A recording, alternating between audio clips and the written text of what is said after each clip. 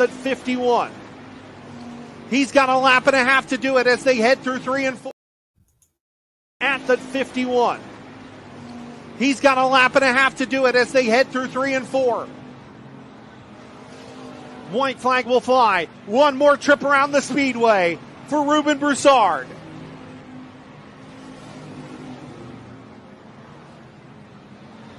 He'll sail it down the backstretch for the final time.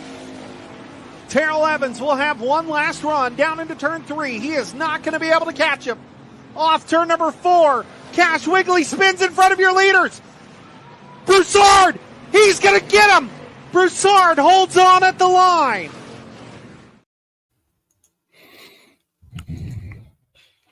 And ladies and gentlemen, welcome to the Inside Berm podcast. I am your host, Jake Keel, and live from the Monstar Pro Media studios. Sorry, I'm having some internet troubles, so the video clips that I was playing were buffering big time for me, so I didn't see, exactly when everything went through, so I was just giving it a moment. But, man, I'm excited. I'm excited to be back for another great edition of the Inside Berm podcast. And let's talk a little bit about our sponsors, shall we? Victory Fuel, flavored electrolyte water. Get your daily vitamins, your electrolytes. It's kid-friendly with low sugar, caffeine-free, no artificial coloring. I'm drinking the Victory Fuel Lucky Lemon right now. It's actually probably my favorite flavor, and I don't really like lemon stuff. So I'll get a little drink of that real quick. Keeps me hydrated, keeps me, gives me everything that I need for the day. So really really love our partners over there at Victory Fuel. Sorry guys, my internet is being cuckoo this week. Spinebuster brand, our home of the super modified Fairground Speedway shirt. This is a very important shirt because I picked up 2 days ago 72 of these bad boys ready for Meeker June 21st. With the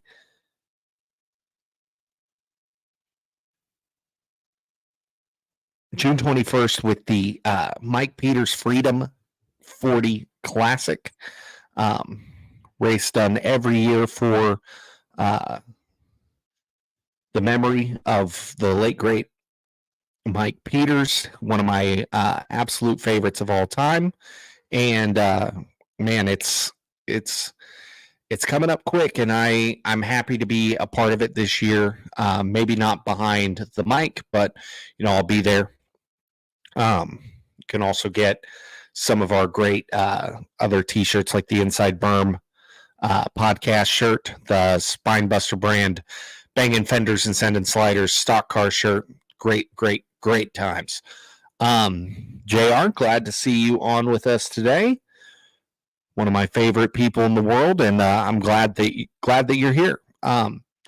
So it is a great time to be a race fan, and there's a lot of really great stuff going on this week. As always, Southern Oklahoma Speedway will be racing on Saturday. And we'll talk a little bit about Southern Oklahoma Speedway here in a second with our races from last week. But let me go ahead and bring up the poster for this week.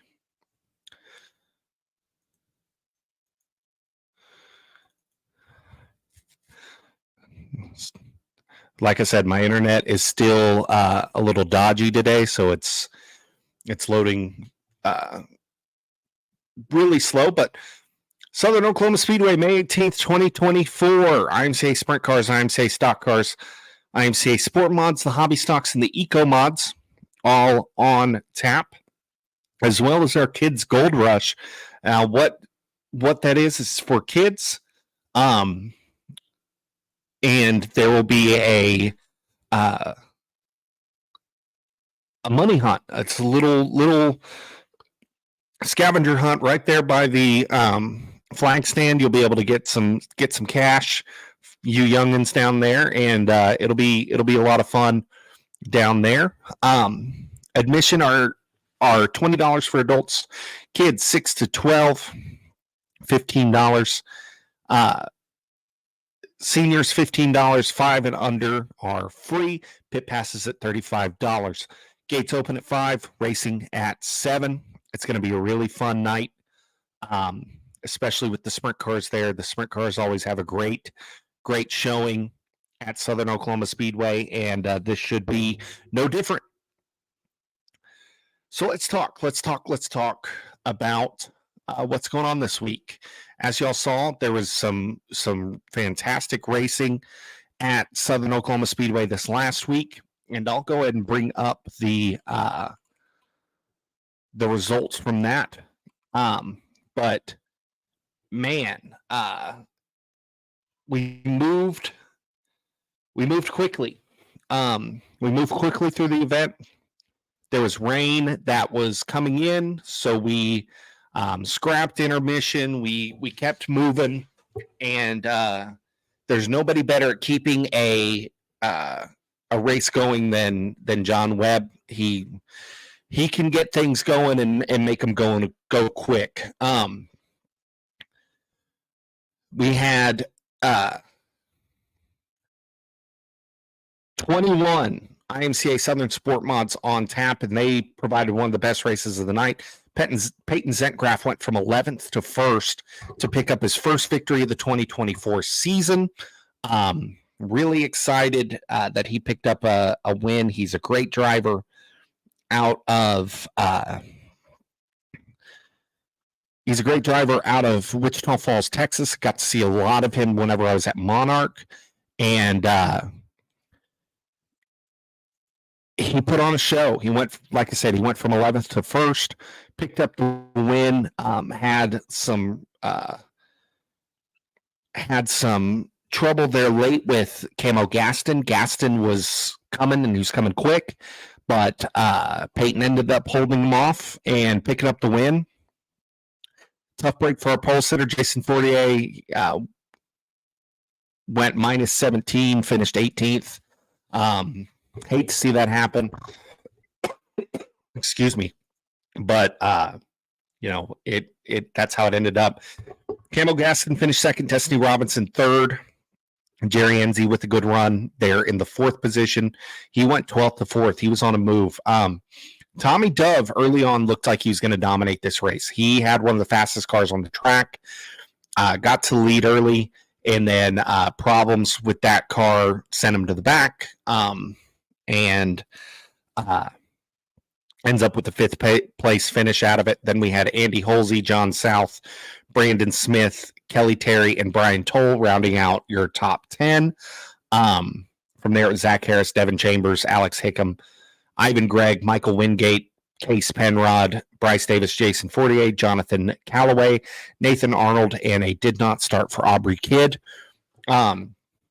Really great racing in those Southern Sport Mods at Southern Oklahoma Speedway. It's one of the best classes that they've got. Another great class, and I do have a clip for that is our hobby stocks. At the 51. He's got a lap and a half to do it as they head through 3 and 4. White flag will fly. One more trip around the speedway for Ruben Broussard.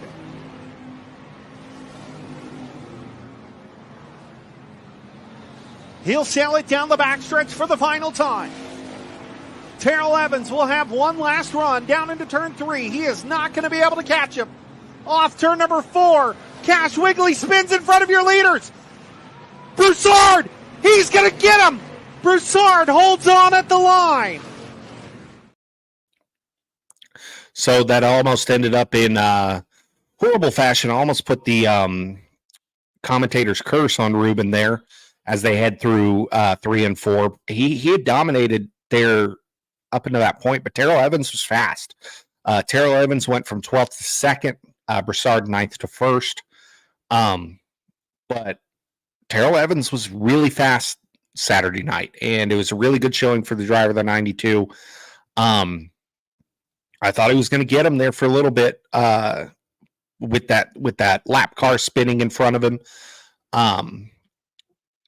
It was Ruben's race to lose, and he ended up holding off Terrell Evans. But, if the flag stand was just a few more feet, I think we would have been talking differently. Cody Boatwright, also an impressive showing, going 15th to 3rd. He's been very strong in the nuclear banana. Number 22K. Dustin Choate, Dustin Gray, your top 5. Dustin Gray had a really good car too. Just some troubles getting the thing going on restarts. David Hodebeck went from 17th to 6th. A lot of hard charging through the night. There was a lot of really fast cars. Chief Bordeaux 7th, Hayden Hamilton 8th, CJ Johnson 9th, and Kobe Adams rounds out your top 10. Mark Marr looked like he was going to be dominant early on, and then problems with the 32 XXX ended up with a 13th place finish. So tough break for him, but we had, I believe, 31 hobby stocks. So it was a huge night for the hobby stocks. They did a great job, and really proud of those cars. 31 hobby stocks, man. Hobby stock racing is alive and well in Ardmore, Oklahoma, and that's for sure. They've been putting on great shows all weekend or all season long, and I'm really proud of what they're doing over there. They're doing a really great job. Eco Mods, Christian Gaston finally gets the monkey off his back. He goes 5th to 1st. Then it's Jeff Henson, Hunter Vanoy, Langston Fetty, and Joe Hopkins, your top 5. Earl Garman, Cameron Buckaloo, Tracy Garman, Caitlin Buckaloo, and Cody Cordell round out the top 10 with Tanner Nix in 11th. There were 12 of them. One car did not start. Tanner Nix in 11th and Ricky Mendoza in 12th. Sport Compact, Randall Martin ran away with it. He had a really great race. Chase Martin, it looked like he could make a move to get there, but he just ran out of time. And then IMCA Modified, one I'm really, really proud about. It was number one. It was a great race up front. A lot of guys, a lot of shaking, a lot of moving, but Kyle Robinson dominates this race. He reads flag to flag, and I couldn't be more proud of the guy. He's been working on this IMCA modified and he picked up his first win of the season, and really, really happy for him. I'm going to see if he's had any wins in the modified. Last year did not. He was a sport mod guy whenever I was last time I saw him. And 2022, he was in a sport mod, had 2 wins. Hasn't won since 2022, at least at Southern Oklahoma Speedway. Picks up the first win in the modified. I'm proud of him. Proud of the guy. Had a really good race. But Tyler Butler having a really good run, finishing second. Tim Claunch third. Tim Hamilton came home in fourth after going +6. Tate Butler, Bubba Abels, and then somebody to really talk about in this one. If this was a 30-lap feature, he probably would have caught our leaders. But William Gould doing the late pull from Grayson, where Tom's was supposed to be running. They got rained out. But William Gould tagging the back of the feature, going +15, 22 to 7th. The former IMCA national champion hasn't lost a step. And I love Willie G. He's a great driver. Really, really, really good so far this season. And it looks like he's got 3 wins on the season. So guy's already ran 17 features this year, and he's got 3 wins. Guy doesn't stop running. The guy does not stop racing, and he had a really good start to the year, and it just seems like that car keeps getting better. In other news, Tyler Courtney picks up the high limit win. His first win in a while. It's been his first win since I think February. Although he has finished in the top 10 almost every single time. He's a few points behind Brad Sweet now in the points chase, but he picked up the win 2 nights ago. High Limit will be racing again tonight at Outlaw Speedway in New York. That is Dundee, New York, and we'll see if he can pull off 2 in a row. He had the car to beat. He was fast all night. Picks up the midweek money series win, $22,000. The win there. It was a $20,000 to win race, but he was the Durst dice roll driver, and from that he was able to win the $4,000 coming from 4th for him and Harley Cook, the race fan there, who they both split that, and they get $2,000, so $22,000. Not a bad night to be Sunshine Tyler Courtney, that's for sure. Hard charger of the night went to Spencer Baston, +10, 12th to 2nd. Corey Day and Buddy Kofoid looked like they were going to be tough to beat early on. Corey Day just had a horrible night in that feature. It seemed like every time we were getting a caution, it was the number 7 BC. And that sent him down. I mean, he was leading the midweek money series going into that night, and he fell all the way back to 4th. In that standings, Tyler Courtney now leads those standings.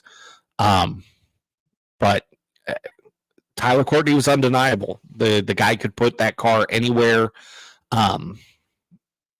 on that track, and he was able to pick it off. So, but Buddy Kofoid, man, there's a lot to say about Buddy Kofoid. A lot of people are down on him this year because it seems like some inexperience is coming in. That guy's a star, and he can wheel a race car, and I don't see why anyone is talking smack about him at this point. But really, really good, really good driver, and he's going to continue to be that good.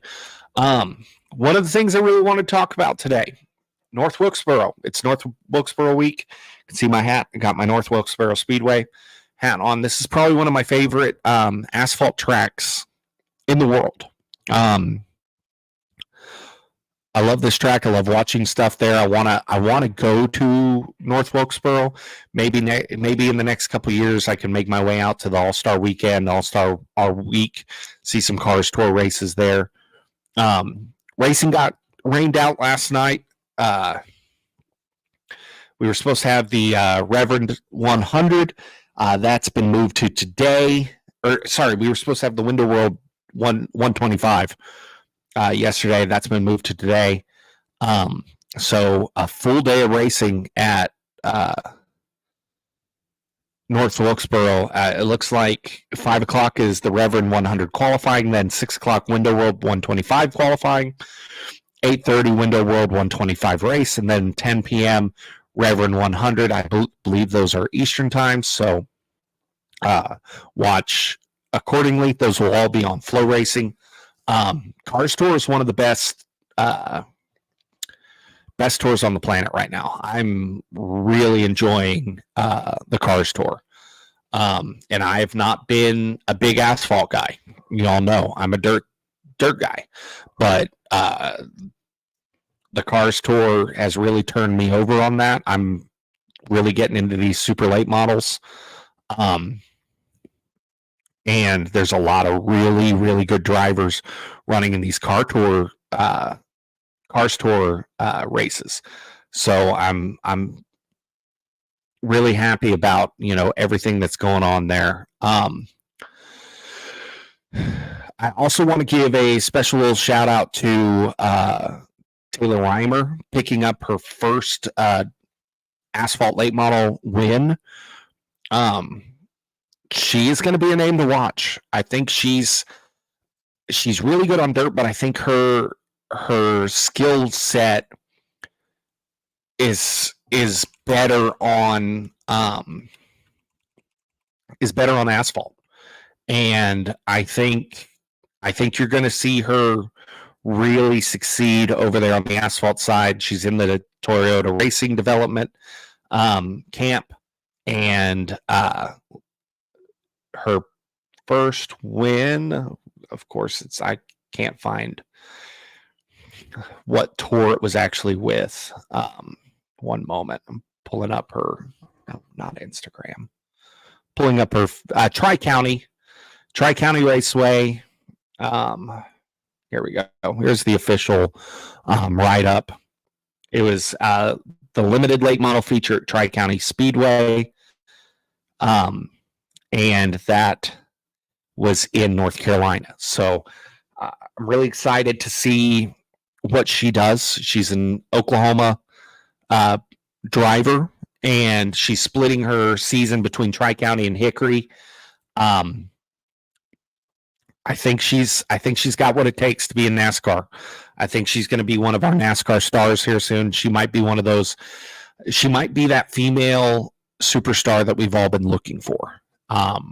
And I think she's going to be really, really good. But after that little shout out, the Cars Tour, like I said, they're racing tonight. Really excited for that. But it's North Wilkesboro. North Wilkesboro has recently been repaved. They're saying that it's the track is really, really good with this new pavement. I'm excited to see what happens with it. And today's kind of our first real our first real look into what that new pavement looks like, how it's gonna react to these cars on track before we get our All-Star Weekend going. The fact that NASCAR goes there for All-Star Weekend is one of my favorite things in NASCAR right now. It's a historic track that deserves the spot on the tour, and I'm sad it ever went away. It went away to make way for more intermediate tracks, and although the intermediate track racing has been great this year, especially with this next gen car, we shouldn't be getting away from these historic short tracks. I would even venture to say that they're the most important tracks on the schedule, just because of the history behind them. Barring Darlington, Daytona, Talladega, those tracks. Speaking of Darlington, what a great finish. NASCAR is cooking right now. And it came down to 3 drivers this weekend. Chris Buescher involved in another shoulda, woulda, coulda. But this time it wasn't his own fault. I mean, at Kansas, he could have made a move and blocked Larson a little better. But this week it was Tyler Reddick taking him out, and Tyler Reddick didn't mean to take him out. He even expressed that it was the last thing that he wanted to do. They had a confrontation after. I'm sure everything has been buried, but it makes it hard whenever you're a driver like Chris Buescher, who's looking for that win to start his season, to really kickstart his season. And he's now been involved in 2 finishes that will be highlights going forward. That will be big highlights. The closest loss ever is now Chris Buescher. Then he comes out with renewed energy the next week and is absolutely fantastic at Darlington. And then Reddick gets into him going for the lead. And I love Reddick. I'm a big Tyler Reddick fan. But man, it sucks. It sucks for Chris Buescher. Chris Buescher has made a fan out of me in the last 2 weeks. And that's someone that didn't like that he was taking over that car from Ricky Stenhouse Jr. I was a big Stenhouse Jr. fan, but Buescher has shown that he deserves to be in that car. So, I'm proud of the guy. I'm really, really happy that he's starting to really make things happen. And it's really going to be interesting to see how Buescher comes back for the 600, because a non-points race couldn't come at a worse time for Chris Buescher. Because now he's got all this momentum and he's got this renewed focus. And then we go to an all-star race, which it would be great to see him win the all-star race, but it doesn't count for anything at the end of the day. He's out there to win a championship, and it doesn't count. Now, luckily, his car owner and teammate won this weekend, and Brad Keselowski finally gets the monkey off his back, wins for the first time since 2021. First win for our RFK with Keselowski, and he's a different guy. I couldn't stand him for a while. He's changed, and I like what I'm seeing from Brad Keselowski. I almost said his brother's name, Brian, but tough break for